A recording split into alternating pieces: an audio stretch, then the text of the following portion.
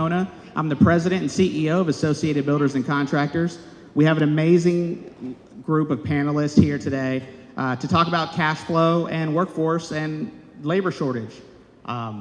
We as a board, as an association, decided that we needed to create educational event opportunities for engagement. This is one of those opportunities. We're lucky to have a partner with Mobilization Funding, Scott Peper. Everyone give Scott, my moderator, my co-moderator today, a round of applause for helping us sponsor this event. Thank you, Steve.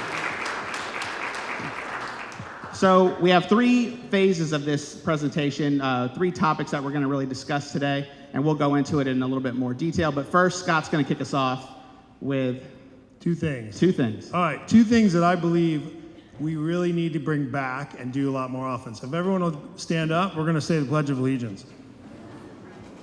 All right. So I believe strongly construction is what built this country, and so we're going to support this country today, all right? I have a flag pin on my... We'll look at, everybody pay attention to Steve. All right. All right, I pledge allegiance to the flag of the United States of America.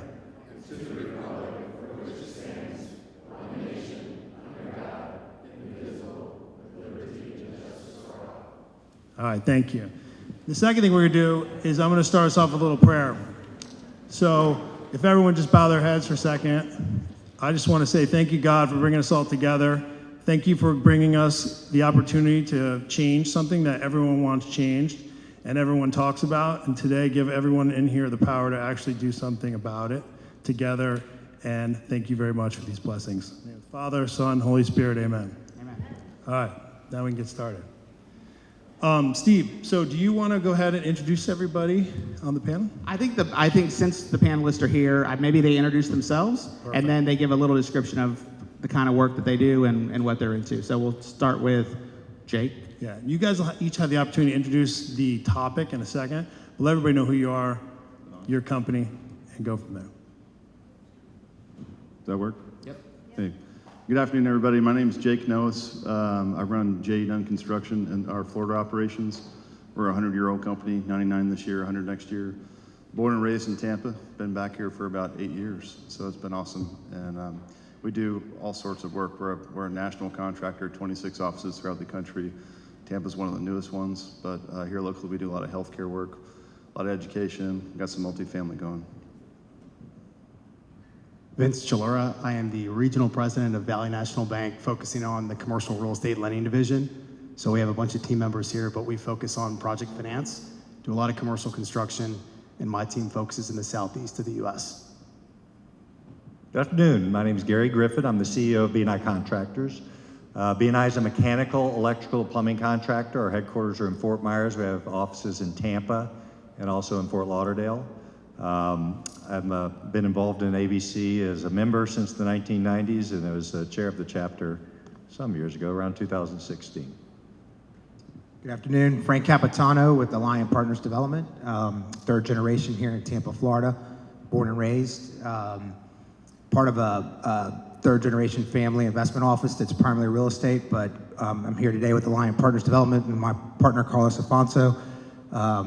We merged a handful of years back, my development company and his, and primarily focused on triple net retail in Central Florida.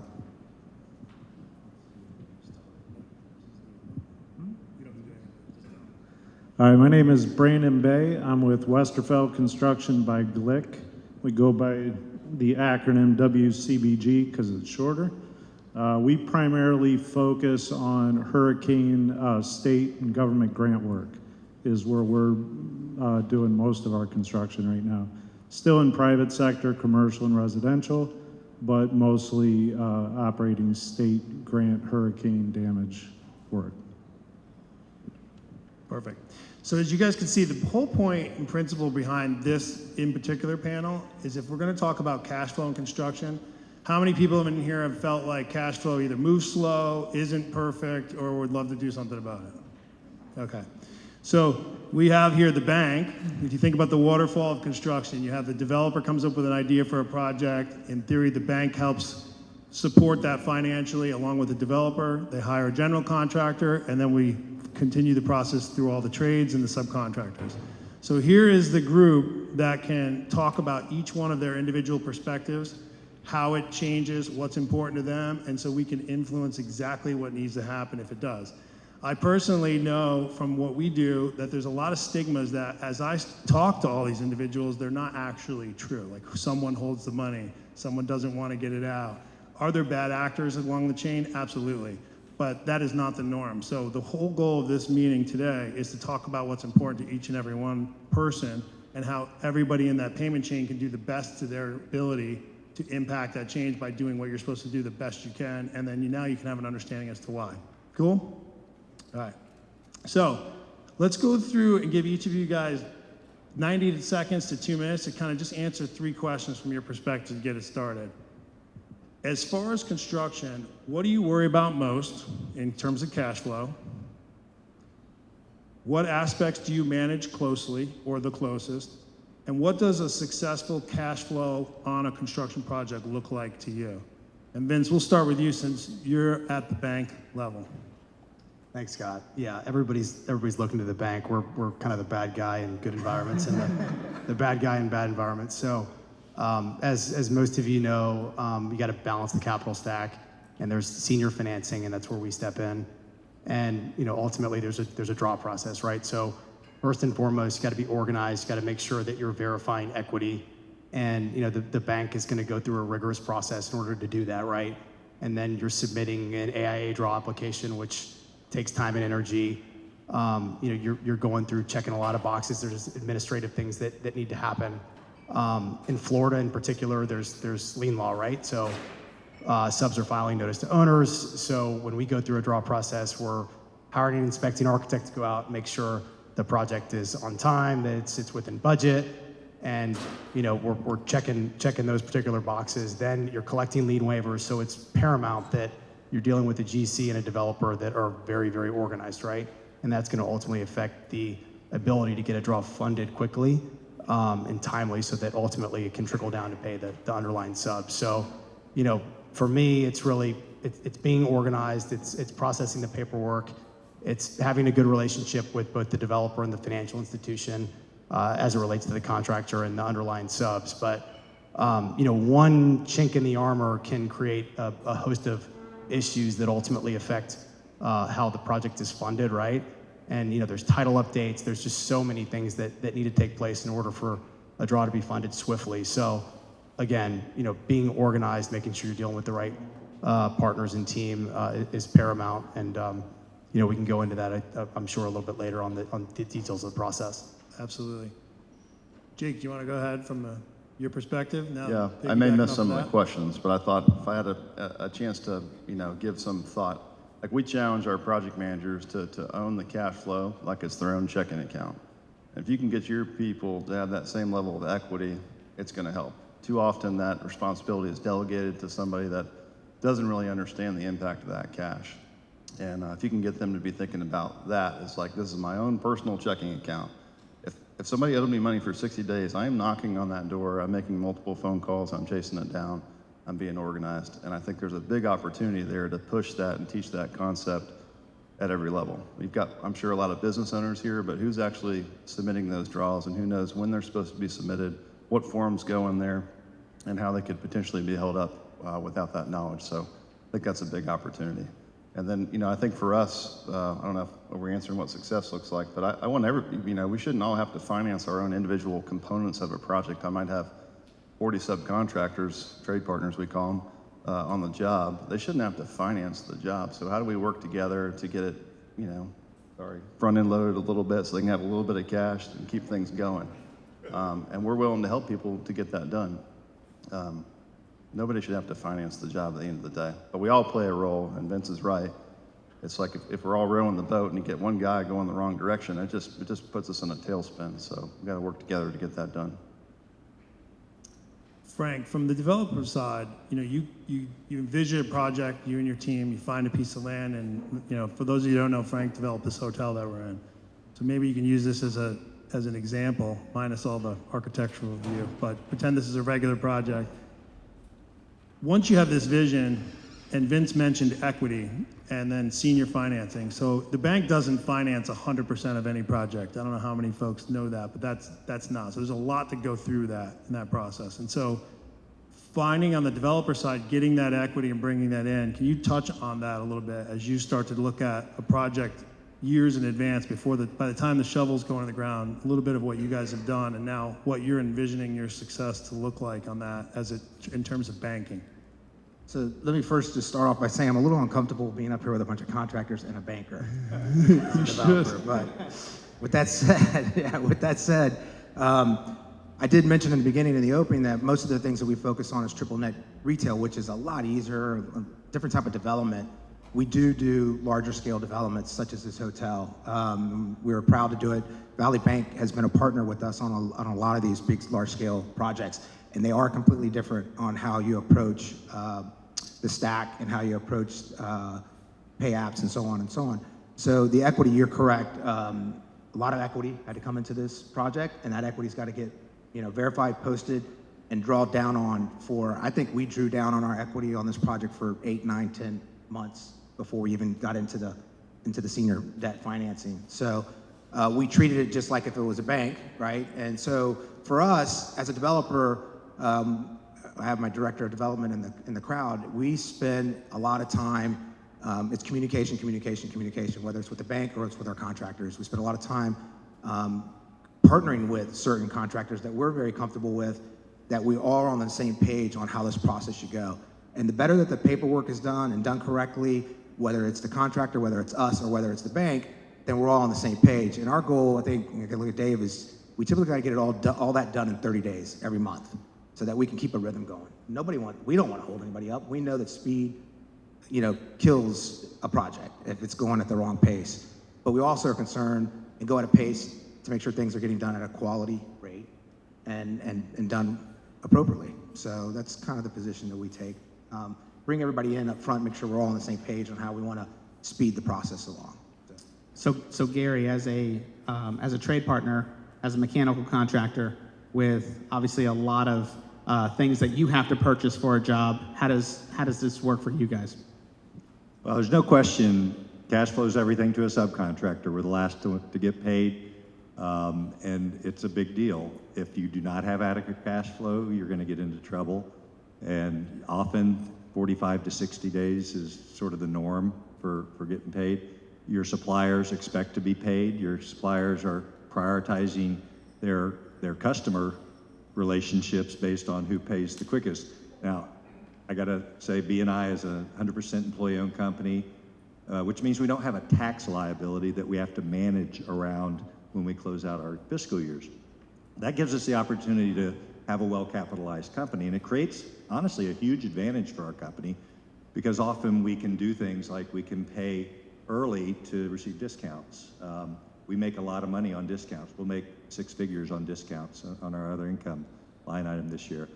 Companies who are not properly financed will have problems with that. The other thing, I was glad you mentioned the lien law. The lien law is a great thing in the state of Florida. It's been a tool that's allowed a lot of us to get through some pretty difficult situations and come out of it whole if we protect our lien rights. It also is a tool that slows down the pace of paying, because it adds a level of complication. And I can tell you, I've seen a lot of times where we can't get paid because other subcontractors cannot figure out how to manage the lien laws. And this owner understandably wants to have a certainty that all of their liens have been released through the pay period. And when one subcontractor that we didn't even play a role in hiring is screwing up that process, it could hold us up another 2 weeks to 4 weeks. So it is a really important thing. There's no question. Subcontractors finance jobs. Most of us don't put 10% profit in our average construction project, but we agree to have 10% of our earnings held out of our pay requests. So we're financing the job. There's a cost to that. The developer pays the cost, the general contractor pays the cost. If we don't pass that cost along to our customers, we're probably losing money, and that's not a good business plan. So the reason I asked Brandon to be on the panel too is there's 2 sources of funding ultimately. We just talked about one, and the other is the government. And Brandon's company specializes in working with the government, accessing either state funds or federal funds. And so I wanted to make sure he could give a little bit of perspective on how that payment flows and the implications of paperwork and administration. A little bit different in terms of managing bank, but also very complicated. Yeah, so the state grant contracts, they work a little different. It's 100% my responsibility to fund the project. We have to fund primarily to 50% draws or 100% completion. So your name was Frank, right? Like Frank said, you know, he had to come in with some equity into the project, and that's what I always have to do with the state. I have to, it's also a source, this is where Scott and I met, was my need for funding in the kickoff of the state contract that I'm in, which we're still operating Hurricane Irma. So we still have some storms we're getting caught up on with Ian and Idalia. So, but yeah, I mean, but I had to come in, I had to bring capital in, but the subs had to get paid. I mean, we keep our subs moving because as a general contractor, I know the only way I'm going to get stuff done is to keep the subs fed and moving. So that's the way we function. So let's jump into a little bit about what we each can do and how we can make this work. So does anyone, how many folks in here have a consistent method that you either like to manage your project or a consistent group you work with and that everything works perfectly smooth all the time? Nobody. Okay. All right, good. Well, then this will be productive. So let's start off then by a project starts, we have the capital from a bank provided, that's the draw request. It takes 45 to 60 days. Is that pretty common for the audience too to get paid, or is it, how many hands get paid faster? Okay. How many hands get paid longer? Okay. Well, is it safe to say, and I'll ask the panelists, is the two main goals or two of the top goals on a project to finish it on time and on budget? Yes. How about for you all? All right. So we all share a common goal, on time and on budget. The faster you move the project, the faster you move the money. Is that good for everybody here on the panel? And that's good for everybody in the audience? All right, so now that we're all aligned, now we can dive into some of these issues. So let's start with from the actual field level. So you do work for the month, everyone puts in a pay application, right? All right, that pay application goes to one of the general contractors. Jake, talk about what that process looks like for you at the end of a month when you're getting anywhere between however many on a typical project, 5 to 50 different pay applications, and what you have to do to ultimately aggregate that into one pay app. Yeah, so I'd add a third tenant there. We want quality on the project as well as the general contractor. Quality Just always. kidding. I mean, I picked two out of the top yeah, five. no, it is tough. You know, you could have 30, in some cases, towards the end of the project, you could have 40 draws, requests coming in that all pile into one. And, you know, you get a good cadence, like let's say you're building the structure, the same trades are on, you only got 8 or 10, but every time a new one comes on board, it could throw a wrench in it. So we try to have a good onboarding, especially if it's a new trade partner we haven't worked with before, anticipating like, here's what you have, for us, we want it in on the 20th because we assume we're gonna turn in around the 30th. And so we've got like a little 10-day window to fix that. But if you get people that are unresponsive, it can be really challenging. And in some cases, you'd have to just omit that particular trade partner's draw so it doesn't hold up the other 30 trade partners, which can be a tough conversation, but it won't happen again the second month typically. That sounds tough, but you know, it's like the greatest good for the greatest number. We got to keep this train moving, and it can be very difficult. But I think the onboarding is key, especially if you're working with a new general contractor. Regrettably, for whatever reason, we all have different subcontracts, or they're slightly tweaked from the IAA form, where it's a separate, different lien waiver. Different lenders can have different lien waivers, and so there's a learning process there. But I would be most impressed with a trade partner that came into the buyout meeting. It's like, what do we got to do to make sure we get paid? Like, I'm going with that guy. Like, they understand how this business is going to run, and we'll pull them along with us. Greg, you told me an interesting story. Yeah, sometimes you're often wanting to accelerate a schedule, And you said there's something you realize that you need to do, and it's always a conversation that you have with your partners. Can you talk about that a little bit, if you need to accelerate a schedule, and why that's good for you, and what your next level of checkdowns are as you go through that? Yeah, so it depends on who our tenant is. It depends on who the use of the project is going to. I mean, it all starts off, again, we will call in and do a workshop with the contractor and bring a handful of folks in before a project's even being started, and start thinking about how can we go faster, what can we do to go faster. Example might be, can we have 2 electricians, can we have a high voltage and a low voltage on this job? That way they can go faster. And so we're always looking for time on that type of situation, because if I delay the handover to a tenant and he's already started hiring out his employees, it's pretty expensive. And so we're governed, we're all in our lease to have turnover dates. And so obviously it's important to be turning over on time and on schedule. So yeah, we're always bringing in and doing it on the front end. And again, I said communication and communication. One of the things that I scream from the top is making sure that if there's bad news, bring it to us fast. I can't stand when we have contractors or someone come to us and deliver some news and it's got to be taken care of the next day. You know, give us some advance notice, let us work on it together and try to solve it. And so I can't stress how we communicate. As I'm looking at Dave because I'm always yelling at Dave, but so I mean, I'm not sure if I answered your question, but I think that's, you know, we try to do it on the front end. And if there's one, what does Dave or your general contractor typically tell you they're going to need in order to accelerate a schedule? You know, we actually, they want us to be on time. We have a philosophy that, you know, we have asked them what we need to do. And so I would say even from all the way from Dave's level to our controller, even to our assistants in our office, know that, let's just take a pay app, how important it is to not be sitting on it. You know, don't wait for Frank's signature. Go find him, get it notarized, and get it out. Every day counts. And so we do have that culture in our office that we want it out. We want that process going and to speed it up. And we've made that commitment to our contractors, that we will do what we have to do on our end to get it going. Now, the paperwork has to be right. Contractor has to have the right technology, the right system, the right stuff to meet the bank's needs, and making sure that, you know, the bank then will, if we didn't do it right, then the bank's holding it up. And so it just gets a clog in the wheel and just starts to delay everything down.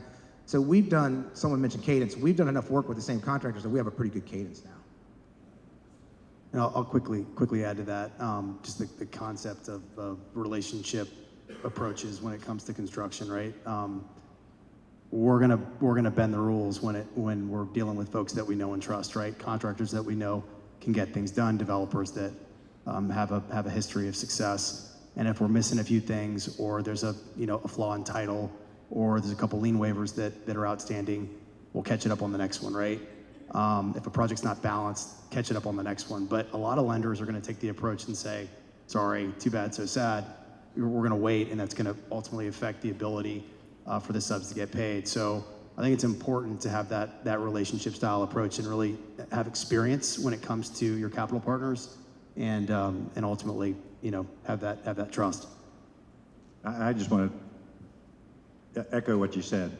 The best time to accelerate a project, and I'd say maybe the only time you can do it without it having a large impact, is really before the project starts, during the design phase. If you do it then, often you can do it with minimal cost, and you can do it without giving up quality. I have many projects that we've been on over the years where we had to accelerate for one reason or another mid-project. You know you have to do it. You don't want to say no if they're good partners, but you end up doing it and you sacrifice quality. And we all want to say no, the quality's fine, we'll do it right.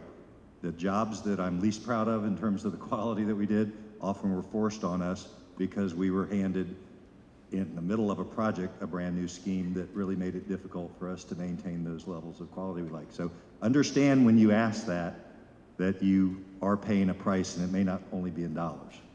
Gary brings up a good point, because I just recently read an FMI study about the amount of money saved in the pre-planning process and getting everyone on board at the same time. Do you think, and I'll ask Frank and Valley Bank, Vince. Do you guys think from your perspective, how much are you in the pre-planning process when it comes to being able to deliver a project, or do you leave that to the construction manager and the trade partners? I'll quickly go and then Frank can go, but we are analyzing the budget up front. On larger projects, we're doing planning cost reviews on the front end that are very detailed. And then obviously the draw process has inspecting architects that go out and monitor as you go. But we are in the weeds, but we're really relying on the experience and expertise of the underlying developer and making sure that they're aligned with the right contractors that are bidding projects appropriately. And then we rely on the contractor. So it just goes down the bed.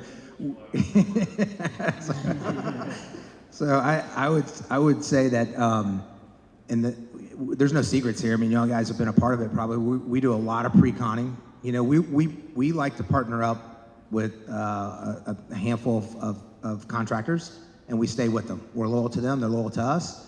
And most projects we're pre-conning in advance, and we're planning out forward.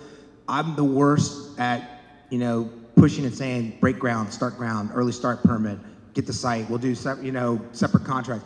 And every time we get in trouble doing that. So I appreciate when our folks and our consultants slow us down and say, let's get the plans right, because it makes for a better job, makes for a much more quality job, less change orders on time. At least when we started on time. Me trying to start 60, 90 days early always messes it up. One of my biggest pet peeves are having 5 different sets of blueprints floating around a job because you wanted to start early, so it's like, well, wait a minute, that's not on my plan. What plan you got? So in my world with the state work, with subcontractors, it's timely change orders, paperwork, with the pay apps, change orders, documentation, and there's different levels of subcontractors. You got the guys that are, they're bangers. They work out of their truck, and their paperwork is tough. And you really got to kind of help them along a little bit, but these are guys that show up and get jobs done. And then you got the guys, some of this panel with the, contractors with big offices and support staff. So I think as a GC, you pick the guys that are, going to be the right fit for the job, and as a GC, you got to be organized and keep your subs organized as well. So. Do you want to take a couple of questions from the audience on cash flow? Yep, let's do it. Any questions for the panel before we move on to the next subject? Yes, Ken. Thanks, Steve. Hey, Brandon, my name's Ken Lawson. How are you doing? Hey, quick question. Since you deal with disaster recovery in the state, how do you handle what I call the delta of invoicing as a government and getting paid yourselves? How do you feel that flow? Do you finance it yourself or do you borrow? So I started out borrowing until I could bridge that quite a bit. Scott Peper Mobilization Funding was an asset to me to get this. It was a $60 million contract, and it was cumbersome for me to start.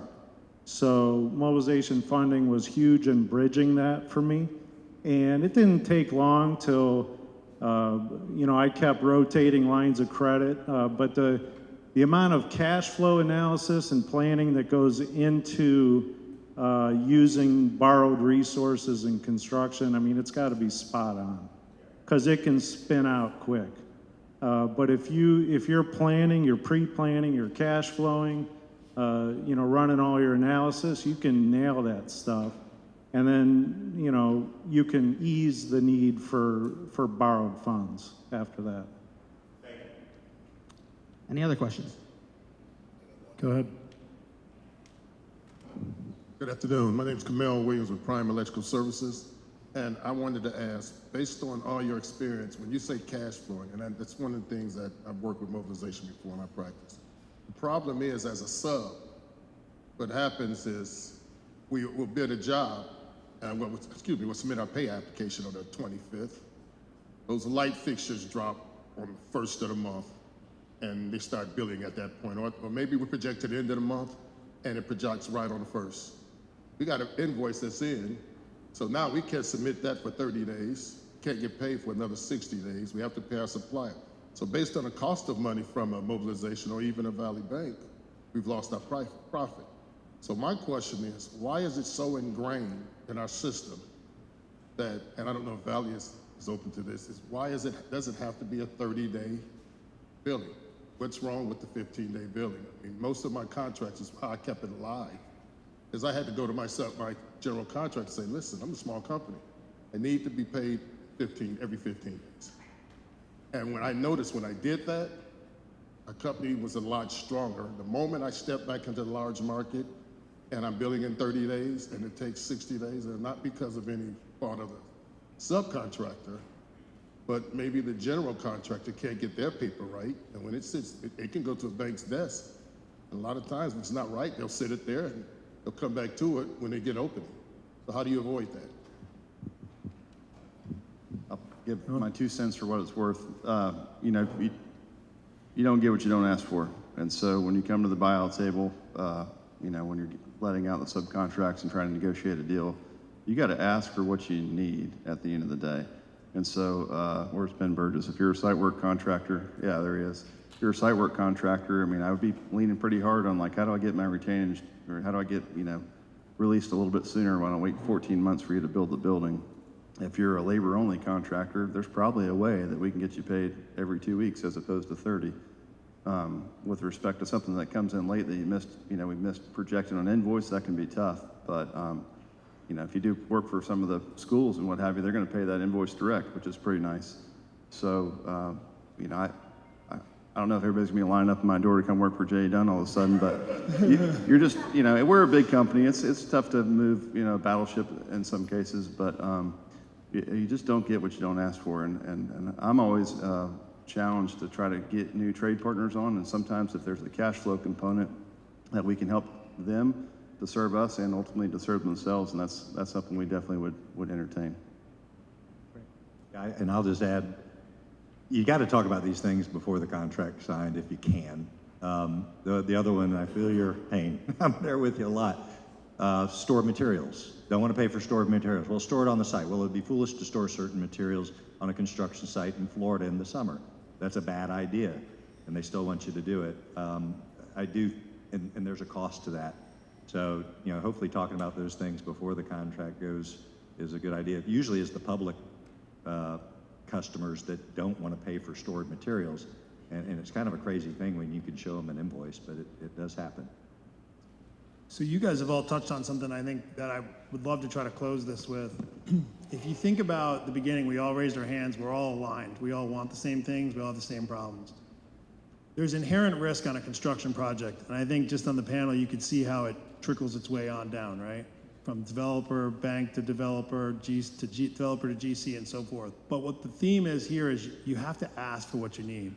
So how many folks in the audience feel comfortable asking any given time what you need to be the most successful so that you can perform the job to the best of your capabilities? Do you feel comfortable asking that your customer up front to do that? Yeah, and you guys are being honest. I think that's great. So that's one of the biggest takeaways is you don't really ask all the time, you know, and Jake probably is the same for him. He might be working with certain developers. Maybe he isn't comfortable asking for the things he might need certain times, others, despite the size. And Brandon, I know, is the same way. If he's competing with a contract or another one, he might not want to ask for that extra thing. But you have to know that by not asking, one, you can't get it. Two, you really shouldn't complain about it later. And three, if the strategy is to try to get it after the fact, it's really tough to do. But I think what you can walk away with is if you ask, you're going to be surprised more than half the time. You're probably going to get something that will help you. So ask. Is that fair, guys? Everyone's trying to make it work. Well, I think it's fair because we all need each other at the end of the day. So, I mean, that's where the teamwork has to come in. So. One of my favorite things is I ask often contractors we do a lot of business with, who's your project team going to be? Who's your superintendent? Who's your project manager? Most of them say, that's a really good question, and they answer me. Some of them, well, it doesn't matter. Guess who we want to work for? Guess who's going to get our priority when we're trying to give them time? And the last thing I would say is leverage ABC and Steve and Laura and their group. They can be a conduit to help you. If it's not, I want to be bold, but I don't want to be so bold I do it myself. Leverage somebody you know that may know that person, and ABC is a great resource for that. So before we move on to labor, ahead. or do we have another question? Go ahead, Ben. Go ahead, Ben. You want to? Scott, I've heard you talk a lot about beating the drum about reducing retainage, and this could be a question for anybody on the panel, but a lot of feedback I get when we want to reduce retainage to 5%, 50% of our contract is sometimes that's not part of the covenant with the lending agreement, they can't release it.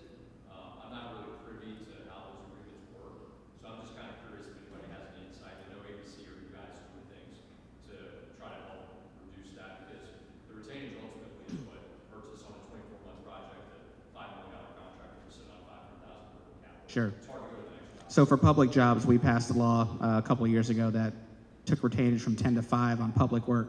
Private contracts still vary, I assume, and based on that, that's negotiated at the time. So we are working for that, and we're working for governments to make sure they prompt pay at those specific times. And we're using retainage in a way that, to get subs paid a lot faster on that. But we can only fix something on the public side. On the public side. Private side's a little bit more difficult. And just a comment, it's at the discretion of the lender. Most reasonable lenders after 50% will reduce retainage to 5%. In the state of Alabama, it's actually the law that after 50% completion, it goes to 5%. So, I mean, if you're dealing with the right partners, that's a reasonable request, right? So they should honor that. So ask. And it's a request you can ask for up front. It's a great thing to ask for up front. So before we move on to the labor topic, Casey, you want to come on up? Casey just flew in from New York. Flight got delayed. We saved you a seat though, Casey. I've been leaning on it, so.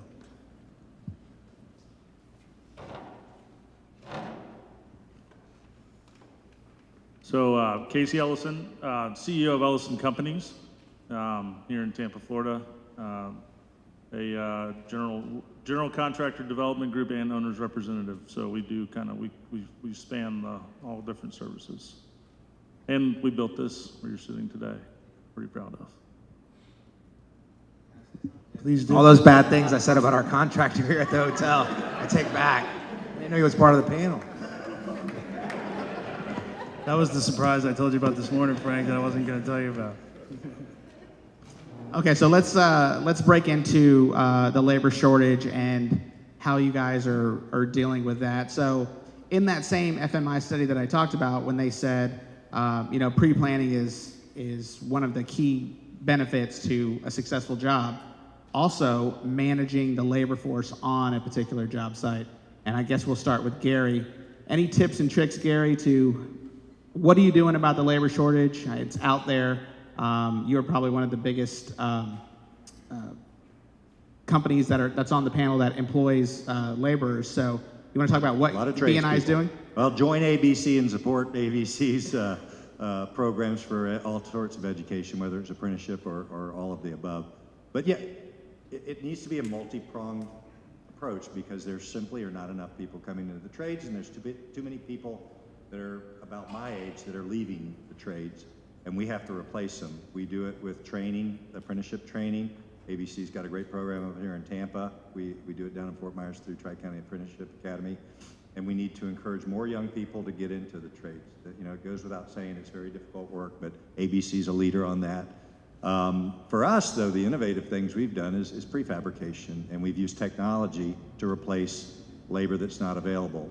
We've invested, I believe, $6 million in our fabrication facilities over the last about 5 years, all with the intention of automating. When we draw something in a 3D CAD format, we can then download that into our fabrication equipment. And we're not only doing it more efficiently, it takes a lot less time. We can do a 12-inch weld in about 1/6 of the time with our machine welding than we can with a human welder. But what we're also doing is we're replacing workers that can't be hired so we can do more business. We could not be a $200 million company if we didn't have the ability to do prefabrication. What it did do is it created another workforce shortage in our CAD, in our technology area that we've been working hard to fill too. But our growth, as I said, if we had stuck with the more traditional methods of building buildings, we definitely would not be able to grow and become the size company we are. So, I mean, if you're not having a piece of and we're doing internal training programs. We own a product called Learning Zen. We've got our own career paths for virtually every position in our company. Everyone knows what their career path is. They can do all of that training online. We do leadership training with our leaders. You just have to we have 4 people that work in our training function now, Angela, and then 3 coordinators that just bring the people in and try to get them through various programs, whether it's apprenticeship, whether it's, an ABC, whether it's actually factory training is very important in our industry.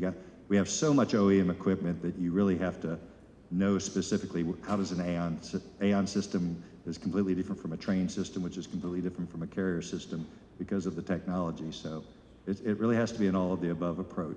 Casey, as somebody who develops and builds, how's the labor shortage impacted some of the projects that you've been working on? So labor shortages are a big deal. One way that we have found success in dealing with it is really driving home to our project managers and our superintendents that when they sequence work, they're ready for the subcontractor when they show up, because that is, if they're not, then you lose them and you'll never get them back. I would say it's very trade specific too. I mean, plumbers are a huge problem right now. I was in New York actually, and one of the guys I was with, his father owns a plumbing trade company. He was telling me they were all sitting around up there not doing anything. And I was like, come on, let's go. Can you give me his card? So, I think regionally too, we need to be out there telling people that we're still busy, come down and work. We lost a lot of trades in 08 that still haven't come back because we took longer to come back from the Great Recession than the rest of the country. So hopefully we can get a little of that. I think as you guys go through your daily lives, you should be pounding on our school systems locally to start pushing trades in the education system instead of just pushing the college route.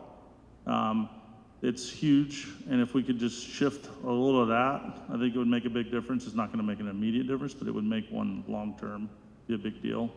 I truly believe if you took a young man that graduates high school and goes straight into the trade, whether that be, steel, erection, mechanical plumbing, HVAC, and you took a kid that goes and racks up a bunch of student loans at, I don't care, Harvard, wherever, and you spotlight the two of them 20 years from today, I would be willing to bet that the guy that went into the trades has a higher net worth than the guy that went to Harvard. And that message needs to start to get out there. And we're not doing a good job. I mean, I see it all the time. I mean, I grew up in the business. The same guys erecting steel today are the guys when I was, sweeping up floors and I was 19 years old. And that's a problem. So we've got to solve it. So I think two-pronged. We got to make people aware that we're open for business, that we're still busy, so we can get a little of that back. And I think we need to really start supporting and as a community, pushing our school districts into more vocational education. Sure.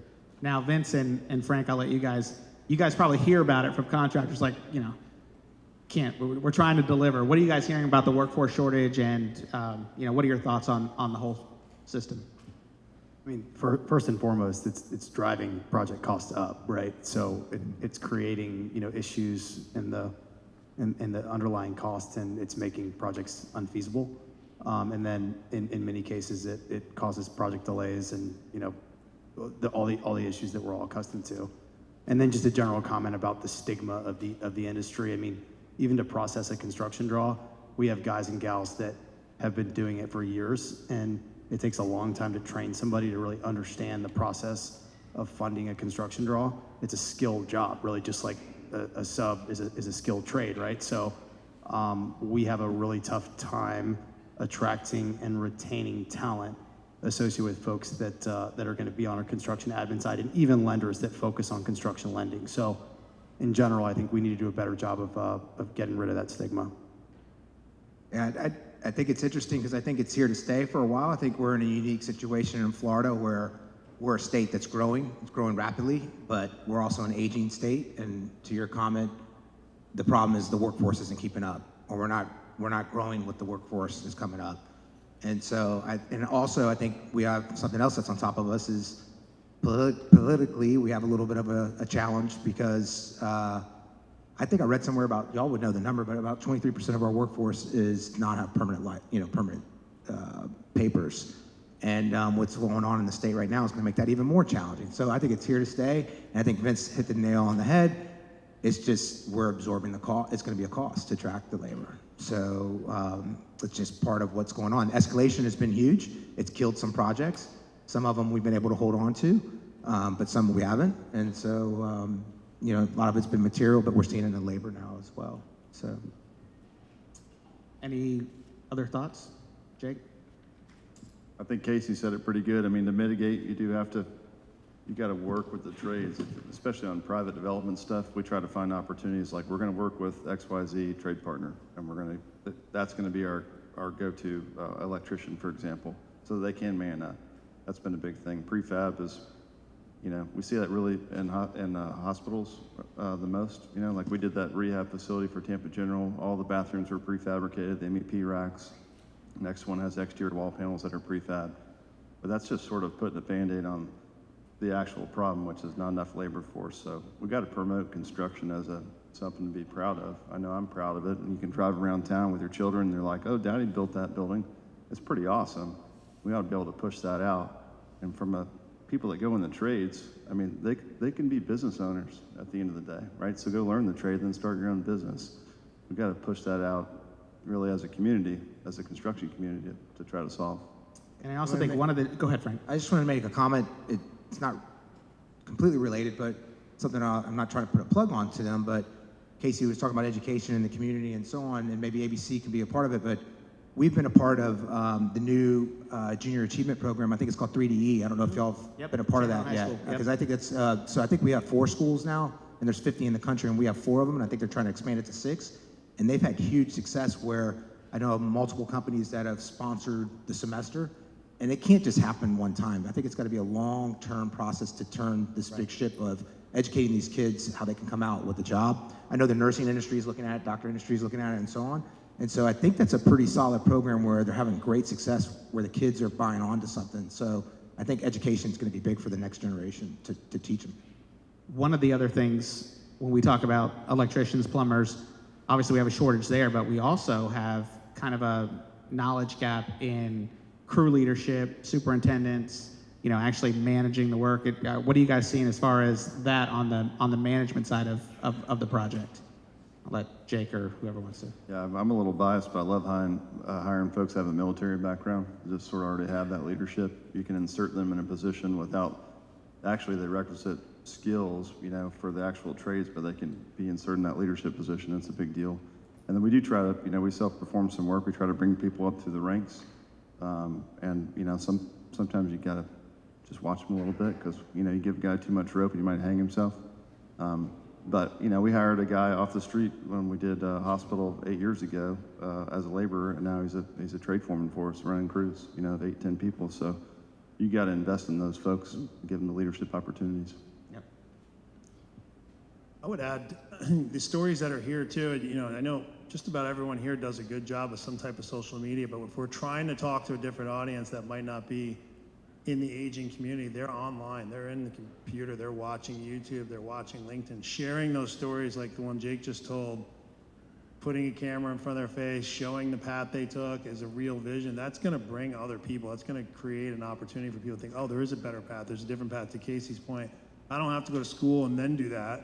I could just walk down the street in this case and do that. You know, that's a cool thing. People like that. That's what they want to hear. So if you're not doing those types of things, that's a great way to start changing your labor problem by just telling the stories that you have even inside your own company or others. Did you have anything? I was just going to reinforce, I'm a firm believer in the apprenticeship type process. I came from it in Cleveland, Ohio. I was a union apprentice, served a 2-year apprenticeship, and I mean, it got me running. And from there, I became a union subcontractor, then a general contractor, then a real estate developer, and it's just, you got to start. That's the way it, you know. So I haven't seen it. So, I mean, what you guys do is great, and I think it needs to grow for sure. Yeah. Any questions from the audience? Yes, ma'am. Kelly McKenna, next we do strategic staffing with GCs and developers. I'm curious about what you all are seeing tenure-wise with as you have candidates come in, and if that's a conversation you guys are having. You know, traditionally people want people that have stuck with their roles for a while. Things changed with COVID. What are you guys seeing? Are you seeing that loosen up a little bit? And is it a conversation you're having internally?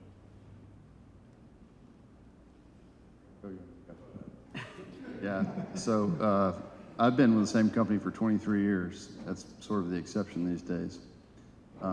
We see, you know, if you think about the folks we hire out of college, not necessarily the skilled trades, that's our biggest gap, losing them from 1 to 3 years right now.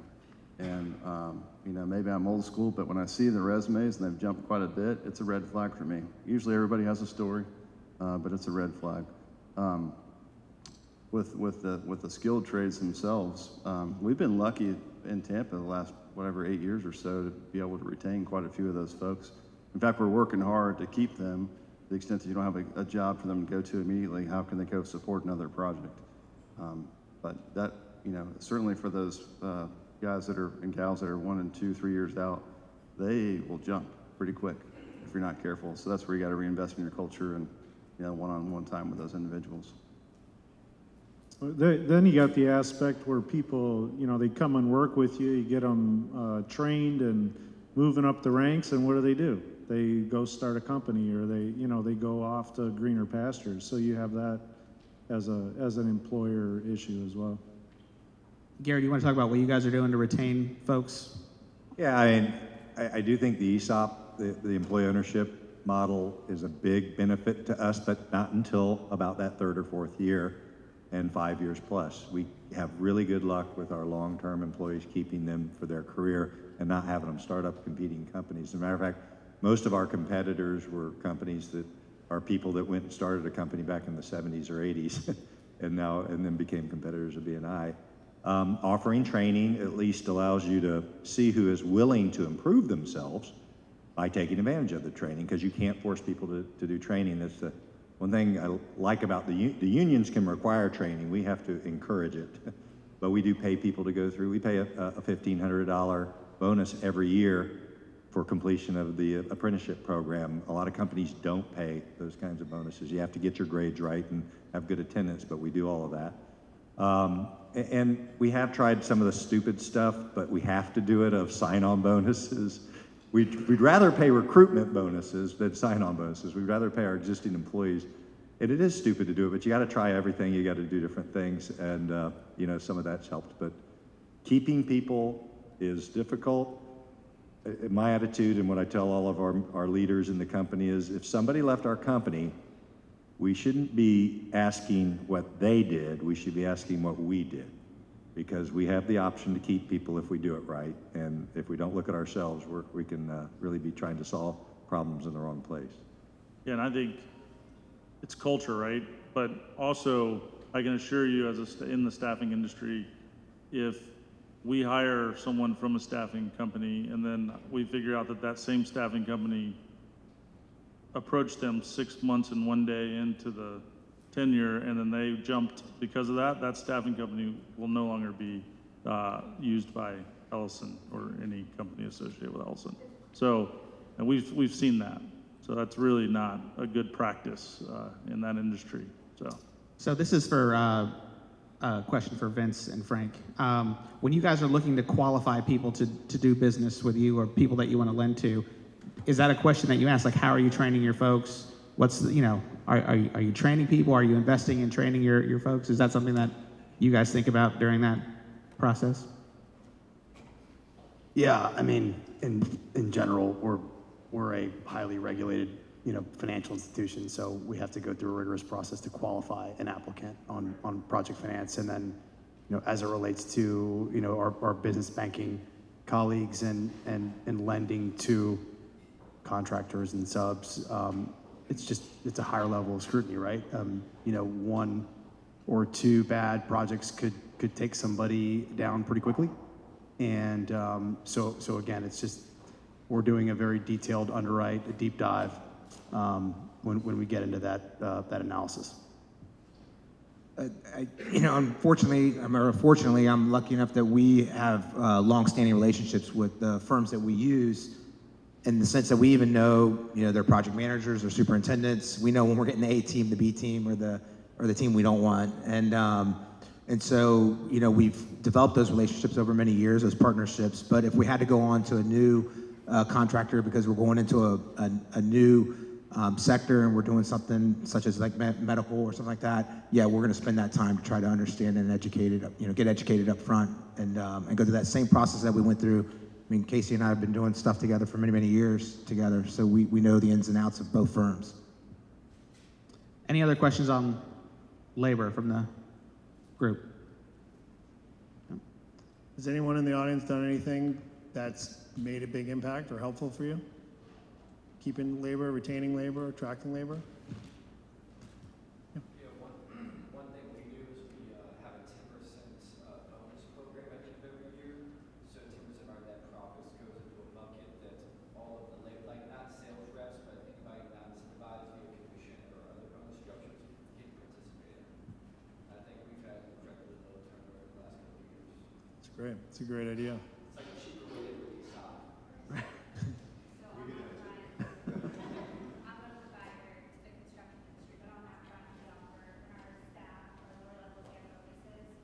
We offer the option for them to defer them, so if they defer the bonus for 2 years, it doubles. If they leave before that, they lose it. So we offer 2-year and 3-year deferral. It's a good idea. Have any successful strategies for recruiting high school students into your companies? We're going to be doing a lot of job fairs. Yvonne, you want to just stand up so people can see you? If you want to recruit from high schools, go ahead, Yvonne, tell them what you're doing. I'm for a nonprofit called Workforce Development Partners. We are the workforce development partner for the Surmounting County School District. We serve all 32 high schools, career exceptional centers. We started today with business panels in every school. We do field trips. We'll do probably 300 site visits this year. In January, February, we'd like to host. We'd love to see y'all participate. We do big job fairs in April, and all that is held up with curriculum all year long. Yep. So ABC is proud to help and promote what Yvonne's doing. She's got the connection to the school district, so if you want to hire from Hillsborough County Schools, please see Yvonne at the happy hour. You're welcome. That's all I have for labor shortage. We have one more topic, and I think you're going to lead that, right, Scott? Yep, I'll lead that. So how many people here have a banking relationship or access to lines of credit or others to perform the work that you're doing? Show of hands. And is that something that was easy to get or harder to get? Anyone? It's typically pretty difficult. So what I like to talk about today is you have your traditional financing and the different types of financing you can use. And I want to lean on the panel to get some feedback as to what types of financing that your construction subcontractors might come to you with or present to you with that are either looked at favorably or unfavorably, or what is the best way a construction subcontractor can come to you and present that they have a financing that they want to utilize or they might want to be using, and how that impacts your judgment, your thought process. Does it make you nervous? Does it make you scared? Do you lean into those folks? Just generally speaking. I'll start, and I touched on this a minute ago, but in general, it's a scrutinized industry, right? So again, the banker, it gets all the shade.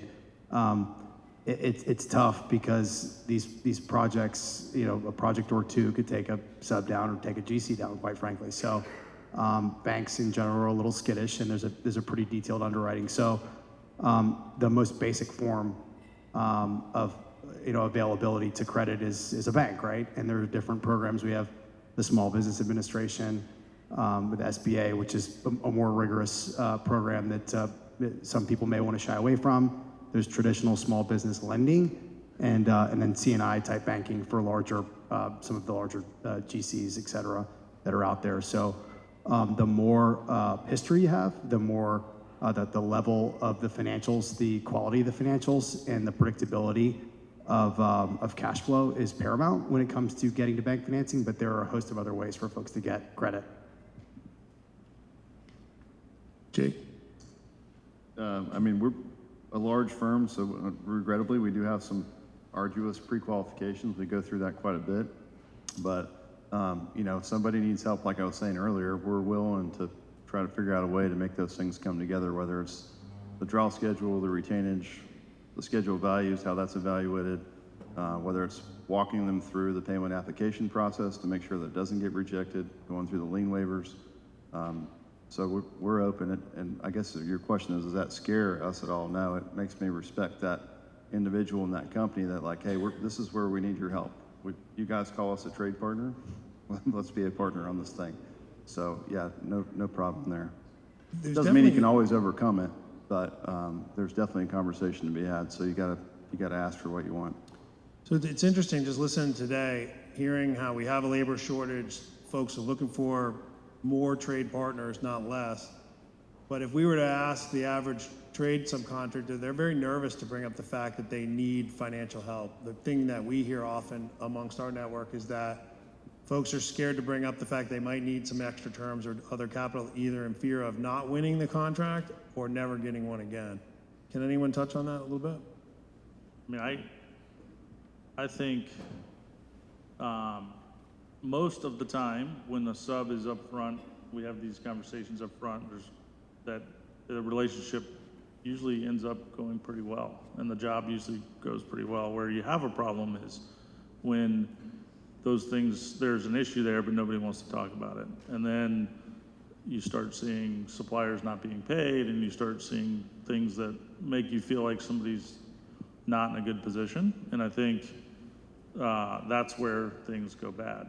So we've had success with factoring subs that factor, and when they were up front with us and told us about it, and they performed and did well. And we've seen it where it doesn't go well when it was on a more not in the open kind of a situation. So I don't know. I mean, I think Jake says it right. Like, sit down at the buyout process and say, this is what we need. And if we can do it, we'll do it. And if we can't, we can't. But at least everybody knows where they stand. Anybody else? How many people here have used a different alternative form of financing other than traditional lines of credit? Look, I think everybody, how many on the panel here have lines of credit available? Obviously, Vince has lots of lines of credit, but outside of Vince, does everyone else have access to capital, lines of credit that you utilize to run your business? If someone took those away, would you be able to run your business the same way? No. So it's not, I bring that up as a way to like lean into what everyone's saying here. If you don't have access to capital or you want to take on other projects, maybe you're running a great business, but you know you could grow it. The reason you're not is you just don't want to lean into going into financing, or you know you can't get it. Look, we need to grow. People need more projects. Folks, you keep your people. I think one of the things Gary said today is that one of the things is career path. Your folks that start out know how they're going to go.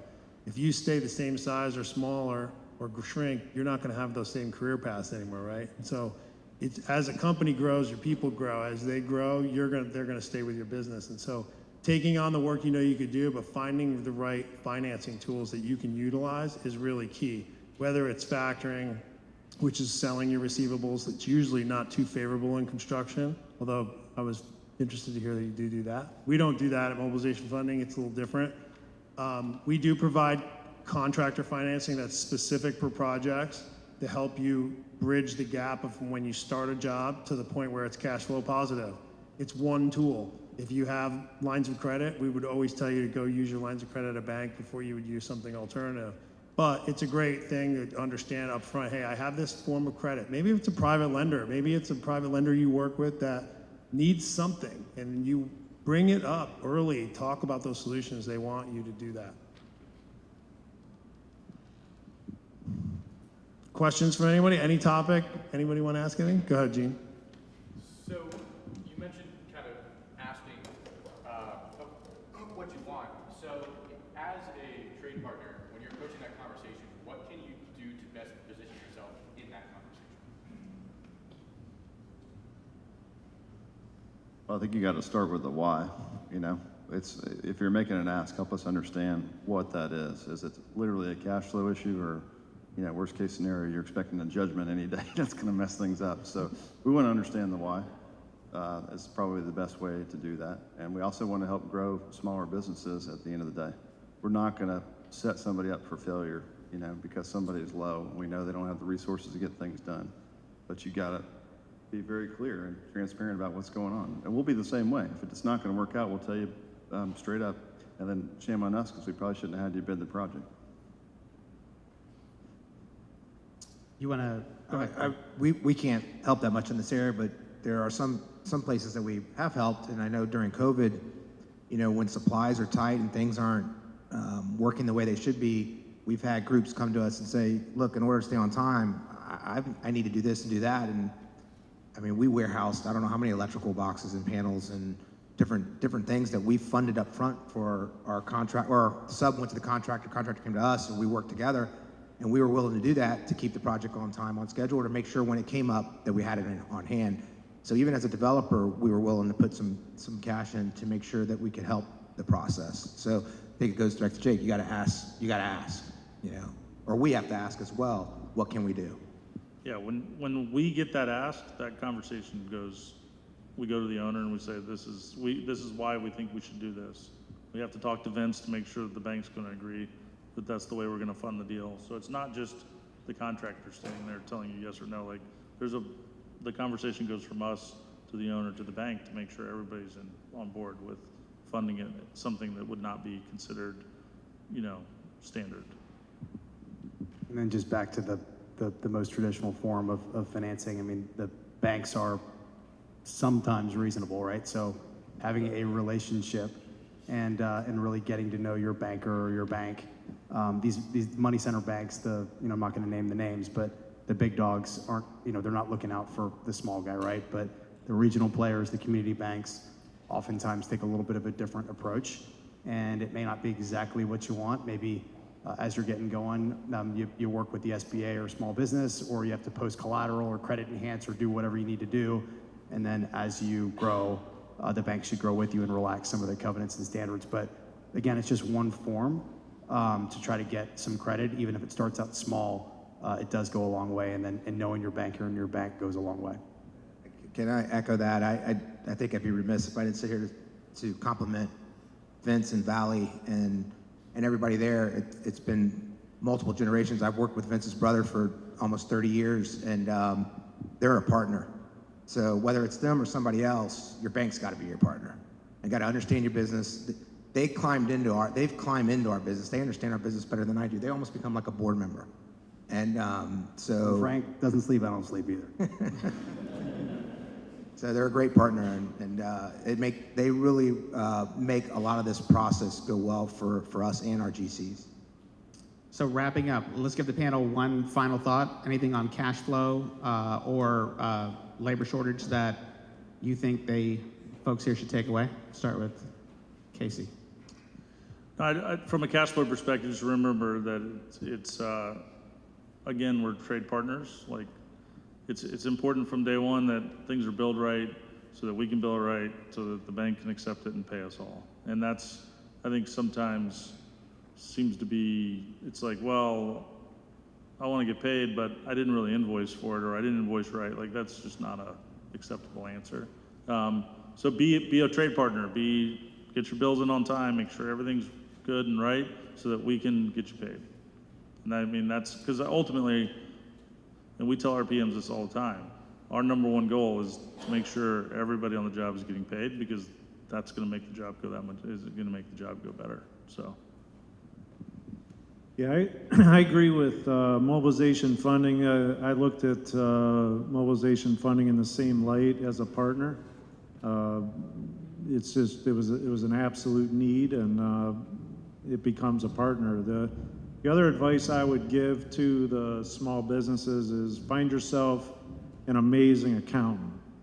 You need a construction accountant, somebody who understands bonding and in my experience, my accountant led me to most of my solutions in bonding and financing and everything. So those are the keys if you're looking to grow your business. And accountant will get you a lot further if he's the right guy or girl. For us, again, I think I would state that it's the planning up front. It's the pain that you put in the beginning, to set the stage and to stay on pace. And it could be redundant, but the communication at all levels, from the beginning through the middle to the end, is just terribly important. And you got to be talking. And we rely on that with all our partners. I'm going to go back to labor shortage and just reiterate, I do think that technology in construction is going to be the best solution. I don't want to say the best solution, but a solution we all have to access if we're going to overcome this labor shortage we're in the middle of. We're going to have to use technology to drive efficiency. We're also going to have to keep young people coming into the trades. There is an ABC technology conference at FGCU down in Fort Myers a week from today, I think, that is going to focus on that, how you can use it to drive safety, how you can use it to drive efficiencies. But if we allow technology to be a solution, we have a chance to to overcome this manpower shortage that we're all dealing with today. And then I would also just say, from a cash flow standpoint, you just have to understand that it is a barrier to entry, and there's a cost to that when you don't have adequate cash flow, or when customers, set up onerous payment schedules that really don't favor. You may think you're winning by having a payment schedule that doesn't favor the contractor, but you may also be impacting your ability to get the work done by handcuffing them. So keep that in mind. I think our state and city officials often, they set up these barriers to getting paid, thinking they're looking out for the public good when they're probably wasting our tax dollar. So think about that as you set up your contract term. I guess my takeaways and points of emphasis are being tremendously organized and having the right partners, right? Know who you're doing business with. I think that's paramount in any business, and specifically to this industry. Am I the last one before happy hour? Yep. Like it. I'll be quick. So, like I said in the beginning, I would encourage everybody to teach that concept, whoever it is that's doing that invoicing, to pretend like it's their personal checking account and push that to that level. And then second, just, you don't get what you don't ask for. So ask. You may not get the right answer, but you'll never get what you don't ask for. Fantastic. Any last questions, anyone? Well, let's give our panel a round of applause.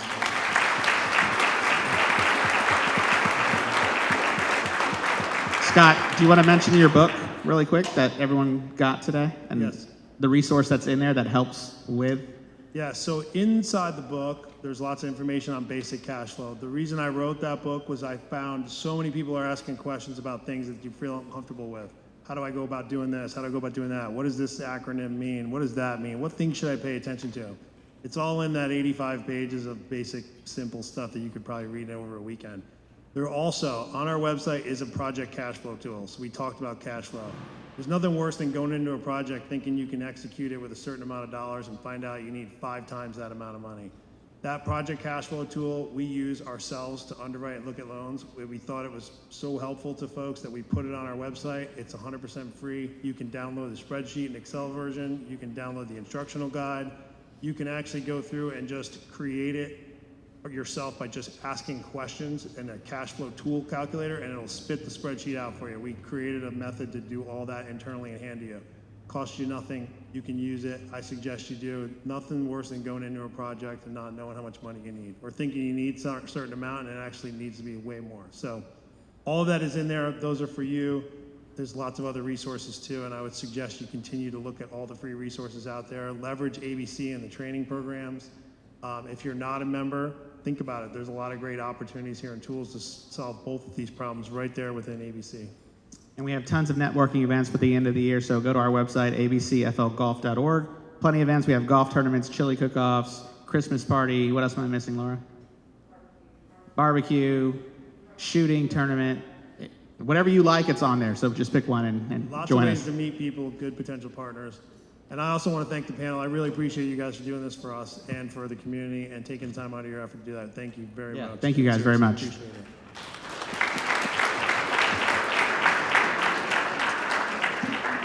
it. And the good news is we have open bar for the next hour, so have at it.